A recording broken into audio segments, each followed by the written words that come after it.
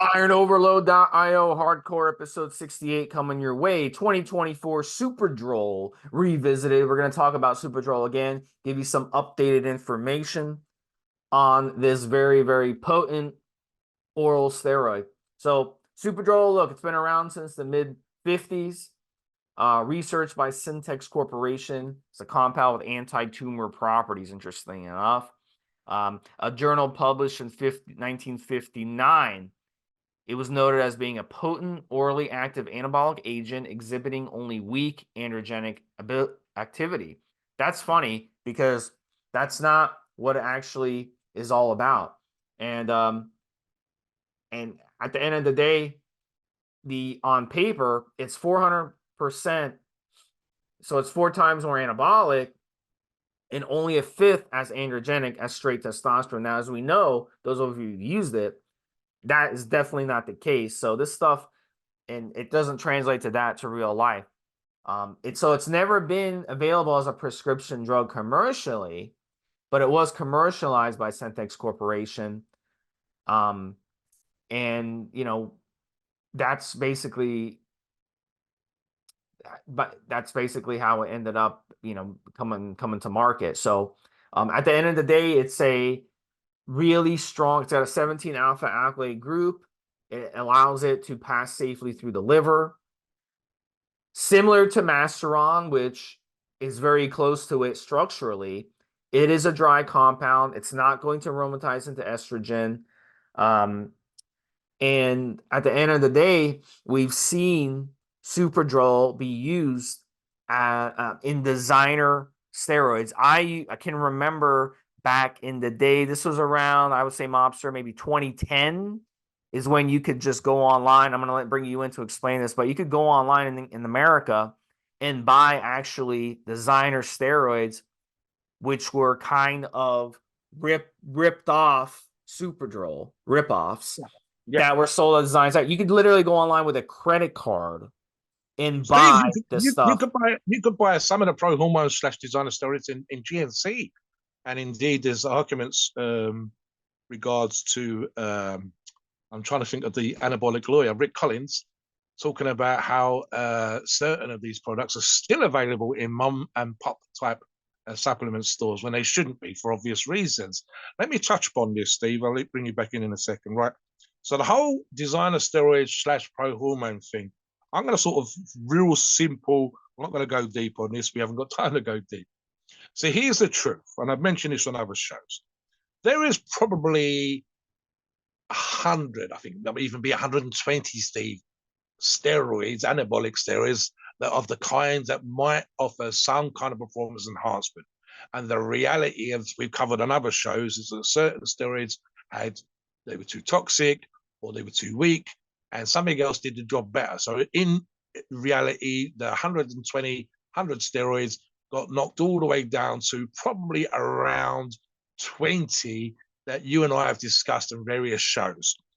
What happened was, and I'm thinking specifically of a certain top level professional bodybuilder, was starting to bring out supplements that were very, very close to the kind of product that's going to get banned. And this became quite the market. So pro hormones slash designer steroids were in reality steroids. They were either mild steroids or toxic steroids.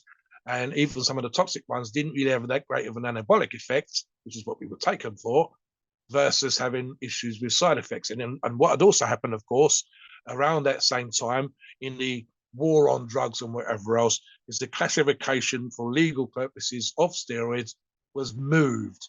It would change from, the government, both here and in America, really didn't give a fuck. And then because of the war on drugs, and they were fighting way more potent toxic drugs that were causing a much greater impact on society than anabolic steroids ever have. And I'm thinking all the opiates, of course, here, Steve, coke, heroin, and God knows what else, and then methamphetamine and all the rest of that shit. You could kind of close that shit down in terms of how you're perceived by the media, how you're perceived by the voters.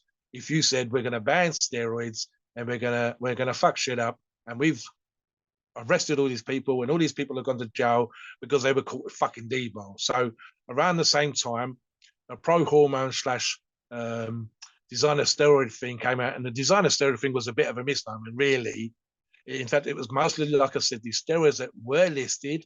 I've got a book here with 20 something steroids that you wouldn't recognize by the name. You'd have to, and you compare them to anabolic steroids, are the ones we do know. And in a couple of cases, clever chemists, made some small tweaks so that they could say it was unique. But in reality, they were mild steroids. Superdrol was, for all intents and purposes, described for the longest period of time as a pro-hormone. It was not. It was a steroid. It wasn't even a designer steroid, as Steve pointed out, because it hadn't had any adaptations. It was from 1956. So it's getting on for 60 something, 70 years old as we do this show, Steve. So it's by no means a designer steroid. In reality, the problem was, and we're quite happy with the fact that it is a steroid and it does what it says on the tin, purpose of this show, of course. In reality, the issue with Superdrol was almost that people were able to go to those mum and pop type places and, as I say, for a brief period of time, well-known high street, your shopping mall type health food shops that sold these products over the counter. And because they were quote unquote legal, it meant teenagers who didn't have the common sense to research and sit down and work out what they should be doing. And of course, in reality, shouldn't be using steroids at all. School-age teenagers, high school athletes, etc., shouldn't have been using this product, but they were legally available to buy. And even when the restrictions and the better shops started to restrict the age, we were still talking about people that were able to walk in, buy a steroid, because that's what we're talking about, over the counter in such a way that because it was over the counter was seen to be safe when they were not, was seen to be something you didn't use an AI with when you did, and so on and so forth. And you're always going to have crazy motherfuckers that are going to tilt that pill bottle back into the back of their throat rather than do effective dosages, realize that they're dealing with a steroid and so on and so forth. So, of course, the government hated this, the media went crazy, and so on and so forth. Here's the truth. Superdrol actually has a proper place to play when it comes to being a performance-enhancing drug. It does what it says on the tin. It is, as Steve says, a dry kind of steroid. Is it effective? Does it work? Yes and yes. Is it a designer steroid? No. Is it a pro-hormone? Definitely not. It is a steroid. Even when you could go to those mum and pop stores and buy it, it was still a steroid. It was just a grey market / loophole type product that people were able to buy. And the issue, as I said, wasn't that it didn't do what it did. It was that you could buy it and didn't think, and this has happened a lot, Steve, of the consequences of using this steroid because I could go and buy it like that. It's the same as when we talk about buying ED drugs in gas stations. In this country, Steve, I'm supposed to go and get a prescription. I shouldn't be able to just go down to what we call a garage, a gas station, a petrol station, and buy drugs over the counter. And this is what was happening. If I go to the supermarket now, Steve, I can't buy more than 2 boxes of paracetamol or ibuprofen or aspirin without the person coming over and having to authorize a sale because I might hurt myself. This fact that there's a shop across the road where I can go and buy double the dose from there as well and get 4 boxes in 5 minutes is neither here nor there. So they're actually restricting over-the-counter non-prescription drugs, painkillers, in case I OD. But you could literally walk into a mum and pop, a health shop, and buy this, and people didn't think it was a steroid. It is a steroid, and that's how we're going to talk about it today. That's how we're going to describe it. That's how we're going to talk about it in terms of dosage, effectiveness, whether you need an AI or so on. Back to you, Steve. Yeah, and just to make a note, even in countries where anabolic steroid, have very liberal laws, like let's say Colombia, for example, or Dominican Republic, these are places that lots of Americans travel to all the time, just for a cheap, getaway. You can stay at a 4 or 5 star resort for $200 a night, free food, free drinks, enjoy the beach, whatever. And, visiting these countries, I was under the impression that, wow, everybody's walking around jacked because, steroids are completely legal. You can walk into any supermarket or drugstore and just buy steroids right off the shelf. Well, it's not the case. Even in those countries, if you want anabolic steroids, you have to still go to a doctor or you have to go to a pharmacy and have a very, very willing pharmacist give Yes. you sell you these steroids. And the thing is, they're not going to sell you enough for a 12-week cycle of tons of gear. They're going to sell you just enough to where it would have a therapeutic purpose. And the second thing is, they're only going to have 2 or 3 options for you. They're not going to have a whole a place, a whole store with 20 different steroids to pick from. Basically, you've got, you know, maybe 2 or 3 steroids that they sell. They might sell one oral and a couple injectables, or a couple orals and one and testosterone. And you're only going to get enough for a therapeutic dosage. So you're going to get enough testosterone to run 100 milligrams a week. He's not going to give you enough to run 1,000 milligrams a week of testosterone. So, No, and he no. can turn you down. He can say, no, I'm not selling to you. You're a bodybuilder and you want to use this for the gym. You don't need this, and I'm not going to sell it to you. Or I'm not having a good day, I don't want to sell it to you. Or you're some stupid American, get out of here, I don't want you in my pharmacy. That's how it works. So it's not like you walk into any pharmacy in these countries and walk out with a whole bag of steroids. And the same goes in Mexico, and stuff. And I've seen actually at these tourist resorts, these little shops, I see them sell the dick pills. But again, you can only buy like a couple dick pills. They're not going to let you buy the entire supply of dick pills for you to take back home and sell to your buddies. So they're only going to sell you, 1 or 2 dick pills to use for your trip. So Let me yeah, jump in here, just Steve, want to just be as an clear on example of that. that in case for people. So really, what the pro hormone ban did was it kind of made things more black and white, so it wasn't so confusing and in gray Yeah. area. So talk about that a little bit, and we'll talk more about Superdrol. Yeah. Yeah, I mean, let me use Steve just referred to the dick pills, the ED stuff. So there's a couple of big name pharmacy brands in this country that have online. One is Lloyd's, and the other one I think is Boots. And I can go online, and I'm supposed to be able to speak to a doctor, and I fill out a online Q&A. Do you have this? Do you have that? Do you need blood pressure issues? And so on and so forth. And like Steve says, the most pills they'll sell me is 8 at a time for way more than the black market, grey market price. Way more. I think like 4 pills is £10. 8 pills would be like 15, 16, 17, and £18. It ain't cheap, Steve, and you've got to jump through soup. So it's not easy. I have old issues of muscle media here, and I think of John Romano when he was writing around that time, prior muscular development and early issues of muscle media with Bill Phillips. And they did the whole pharmacia thing that Steve's referring to. Go to south of the border, walk in, and they couldn't do what Steve said. They had to go to multiple pharmacia. They had to go to multiple what we call chemists in this country, pharmacies in America, in Mexico, south of the border. They couldn't even go to the first town. They had to drive it, for half an hour, 15, 20 miles into Mexico, and then go to the town. And then we'd have to go to 1 or 2 places that were recommended. I think they did 1 trip in 1 article when they came back with a bag full of product. And even then, you had to get it across the border. You were still having issues at customs. So the idea that you could do these things in a certain it lasted 5 fucking minutes. As soon as every motherfucker was doing it, as soon as the only way that it was worth doing was you went across, found this one pharmacy that gave you enough and injected it there and then. If you lived in Texas, if you lived over the border, fine. Go once a week, give yourself a TRT dose. But otherwise, you were smuggling and you had all the problems with that, which is a whole other issue, tax avoidance and everything else.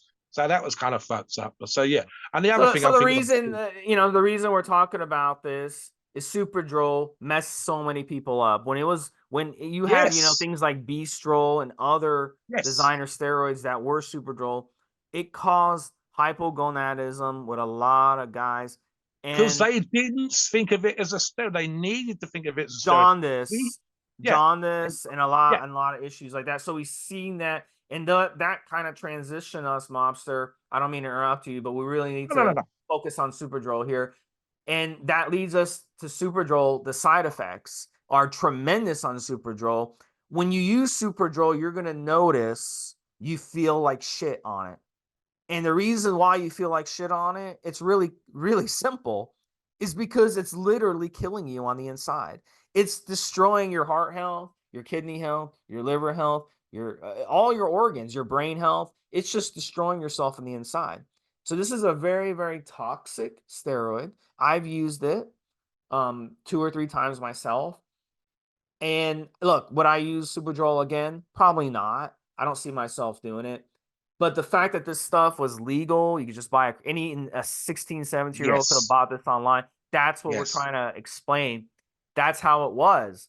And a lot of people were getting their hands on this stuff and they weren't aware of how toxic this stuff was. But this stuff basically will kill you on the inside.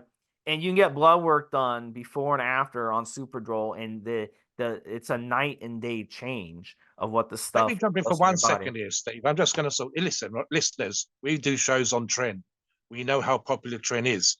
So if Steve and I did a show and we said, "Oh, Tren is safe, you can run it at any dose," you know that we're talking out of our asses. And this is the analogy that I'm referring to. The issue here isn't whether or not it's a steroid. It is. The issue was quite simply that people thought because it was over the counter, because it was designer, because it was the pro hormone, whatever they thought it was, that it was somehow safe, not liver toxic, not arguably a problem drug, the same way that we would absolutely argue that steroid training, for example. And the truth of the matter is all the things that we've said.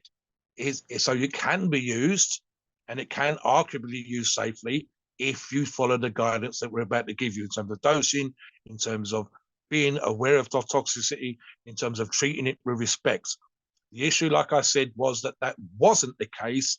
And if you had your mum's and dad's credit card, if you had an allowance, if they took cash, you could go to that shop, you could buy it, and you come back. And then because you had some access to the internet in those days when it was available, through the magazines as well, it was being talked about. And people, if I double the dose, I'll be, no, no, no, no, no, no. We know because we saw people going to the ER. We know that they went to the A&E with jaundice in the eyes, issues with the skin, liver values that were all over the place. They wasn't taking N2 They wasn't using organ protectors because I brought it in mum and pop shop. No.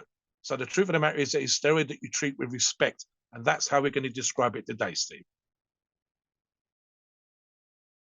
So one of the things you want to make sure when you're using Superdrol, one of the things I noticed is 10 milligrams, even 5 milligrams makes a big difference. So if you're running at 20 milligrams a day, it's going to build up in your system. It's going to have a domino effect of side effects. So if you decide, yeah, I'm going to up it to 30 milligrams, that's a big difference. 20 milligrams to 30 milligrams is a huge change. It's not like using Anavar. It's not like using T-Bol.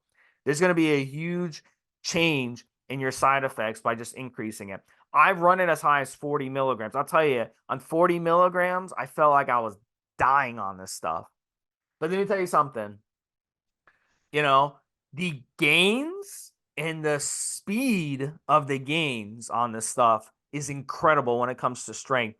I was Yes. literally stuck at a plateau for months and months and months. I could not get over this plateau. I took Superdrol, and it literally took me like 3 or 4 days to smash through my personal record in strength. Smash. And an interesting thing about about Superdrol, is it won't add a lot of body weight to your frame. It doesn't aromatize into estrogen the way it's structured. So you're not going to add a lot of body weight, but your strength mysteriously goes up. It really is mind boggling how something like this is even possible. And I have a lot of respect for Superdrol, and you should too. So it's very important to respect this steroid and not abuse it. Because if you abuse Superdrol, you'll end up with major problems. I couldn't go longer than 3 weeks on this stuff. Like literally the first few days you're okay, then the side effects start domino effect. You feel like shit. It's hard to sleep on it. You've got no energy during the day. You've got no appetite. Your body is toxic on it. And you can get your blood work done and look at what's happening. Your blood pressure is crazy. Your cholesterol levels are way out of whack. Your AST and your ALT, oh my gosh, it's off the charts. So, look, at the end of the day, when it comes to Superdrol, the side effects are nasty. And I'm shocked it even took them that long to finally get this stuff away from the over-the-counter market. Yeah. Because look, a lot of people, a lot of teenagers, a lot of 20-somethings completely trashed their liver.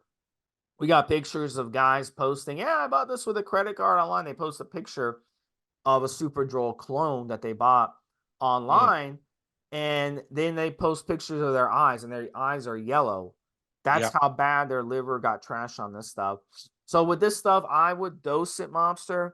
I would start at 20 milligrams, and I would maybe on certain days where you really want to go strong, you can do an extra 10 milligrams before your workout, maybe a couple hours before your workout, just to get a little boost. But I would not go any higher, and I would not exceed 3 weeks, maybe 3.5 weeks tops. But if you start going 4 weeks, 5 weeks, the toxicity is going to be a problem. And I could see you really, really doing a lot of damage to your body. And again, like I said, the reason you have no appetite on this stuff, the reason you feel like shit on this stuff, you have no energy, you're fatigued on this stuff, is because you are literally killing yourself from the inside out on this stuff. It's that toxic in the body. So please be careful when you're using Superdrol. And as Mobster tried to allude to earlier, very, very important. Let me kind of review what he was talking about. Just because it was available over the counter, you can go online and buy it with a credit card, or available in a vitamin shop or something, doesn't make it safe. And that was a misconception. In fact, it's more toxic and more dangerous than a lot of the steroids that were banned. Yes. And that's the ironic thing. So it's a huge misconception. So you really have to be careful with this stuff and respect it. And I would use like 50% more of your support supplement, liver support, than what is recommended when you're using this stuff. And that will give you the best chance. And drink a ton of water on this stuff. Yeah. If you don't drink enough water on this stuff, you could literally cause major backup in the body where you're not getting rid of the crap in your body. And don't force feed yourself on this stuff. There's a reason your body doesn't want food when you're on Superdrol. It's so toxic in the body. If you throw a lot of food at your body, especially unhealthy food, you're just going to stress your body out more. So those are some of my best tips I can give you guys when it comes to using Superdrol. Go ahead, Mobster. Yeah, so I'm thinking of something we talked about when we were talking about Halo testing shortly a little while ago, Steve. And I described Halo thus, and I'm going to describe Superdrol much in the same way, especially when we're talking about dry gains. When it comes to Superdrol and Halo and a couple of others, Tren included, right? The more effective slash potent that certain performance enhancing drugs are, steroids specifically today, the greater the chance of toxicity, the greater the chance of side effects. So, and I use this analogy in other shows, Steve, but I said, if I took a pill or an injection and within 2 weeks, 20 pounds, 3 weeks, 30 pounds, 4 weeks, 40 pounds, that would be, as a marketing thing, would be at, oh, my, that's fucking 10 pounds a week, Steve. I'm blowing up like a motherfucker. That shit would sell. But the reality of the situation is that anything that works that well, is that powerful, is going to be hard on the body. You're literally adding the equivalent of half a bag of shopping to your body every fucking week. And you're not giving your body a chance to adapt to it. And the sheer volume of protein that's being processed and the muscle tissue and the anabolism that's being created in the body means that your body is working hard. It's like putting your foot down in a car and revving that fucker when you're sitting at the traffic lights, when you're in the supermarket car park, when you're going to the mall, when you're going to the cinema. The engine's constantly being revved. And of course, it's redlining all the time. So if it's right up against the limiter or very close to it, so all the oils and everything in your body is like on your car's working double hard just to fucking keep this car on the road. Same thing with your body. Anything that's super powerful, super potent is revving the fuck out of your engine. It's thickening your blood. It's making your heart work harder. Your blood pressure's through the ceiling. But boom, I look good. Boom, I'm more muscular. Boom, I've put on 5-10 pounds this week. Superdrol is right up there. You're not going to add, unfortunately, pounds and pounds of muscle tissue, but what the gains you are going to be dry, hard, muscular gains. The issue again, once we understand, as we've explained in the show already, that it is a steroid and it does what it does, is that the dosage shouldn't be fucking stupid. It should be 30 milligrams, 20 milligrams. It should be the beginning of the stack. It shouldn't be for weeks and weeks and weeks. And that it will help with your gains. It will keep you the muscle on your body, etc., etc. But doubling up to 60, going to 80, going to 100, pointless. And like Steve said, let me just throw this back on in the podcast, Steve. Again, I'm thinking of early issues of muscle media. I'm thinking specifically of video clips and stuff that came on the forums back in the day. We're talking about the late 90s in this particular example, where we started to see people that had issues with contaminated steroids or poor injection technique or whatever, and they'd had to go to ER and have an abscess cut out. And we saw those pictures. Now, you haven't seen that kind of stuff for a long time because it doesn't occur anymore. And information like this shows us the reasons for that.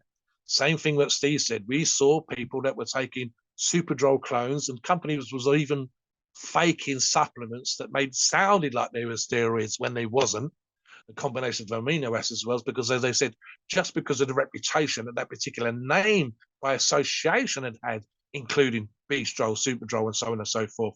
So what happened was we saw exactly what Steve said. We saw guys that had to go to ER, to A&E in this country with jaundice, with their eyes yellow, that their body was so goddamn toxic. Their skin was in shit condition, oily as fuck. The hair was falling out in some examples. I brought it from mum and pop. This is the reason why I thought I'd be fine. It was fucked up, Steve. It was fucked up. And this guy, the liver values were all over the place.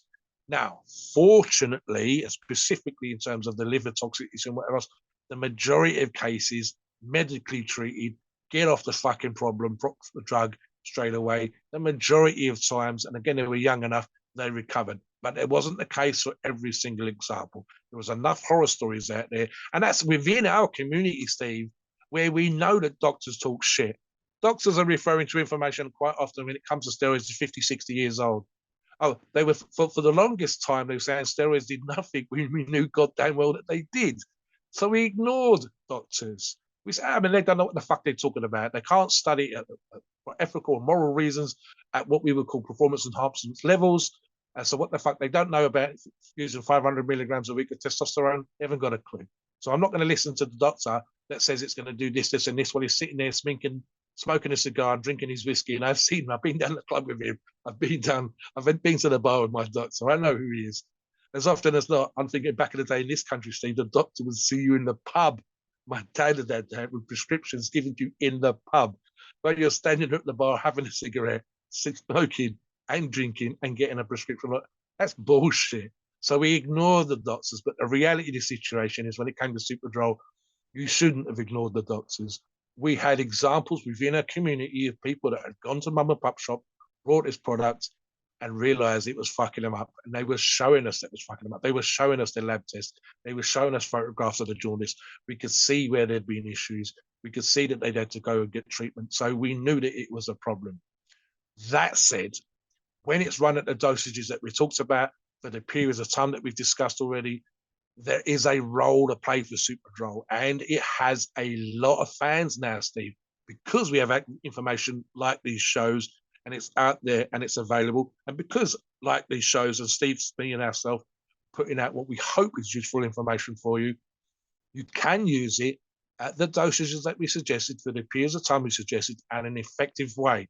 What we don't want you doing is running at crazy dosages for longer periods of time. And then, like Steve said, especially when it comes to Superdrol and especially hepatotoxic steroids of any description, including Superdrol, plenty of green veggies, plenty of fruits, lots of hydration, like Steve said, and definitely an organ protector product that's going to make sure that when you are running the harsher steroids, as effective as they are, you are protecting your body as you best you possibly can. Any other thoughts, Steve? Yeah, Superdrol is just an amazing steroid. And if you're at that stage where you're at the experimental stage of your journey, it's worth trying. One of the interesting things, as I mentioned earlier, that is mind-boggling is how you're able to gain 10, 15, even some users gain 20 pounds on this stuff in just 4 or 5 weeks. It's and it's not water weight. So what is it? It's just mind-boggling what the stuff is capable of. I think I put on probably 5 or 10 pounds, Mobster, on this stuff, and I Wow. gained an insane amount of strength. Mm. And it's not water weight. Of course, when you come off, you're gonna lose a lot of that strength because it's so fast. So it's fast gains, and it's just really, really an amazing oral steroid. And it's definitely not one that should have never ever been over the counter where people actually thought it No, was no, like a supplement. no. So So, we're basically, we were talking about some of these steroids for 2024, and a lot of them have kind of fallen out of favor. And I think Superdrol is one of those that might be Stayed made. where it is, yeah. Yeah. Still popular. Yep, still popular Yeah. even to this day. So yeah, give it a shot if you want to experiment with something and see how you react to it.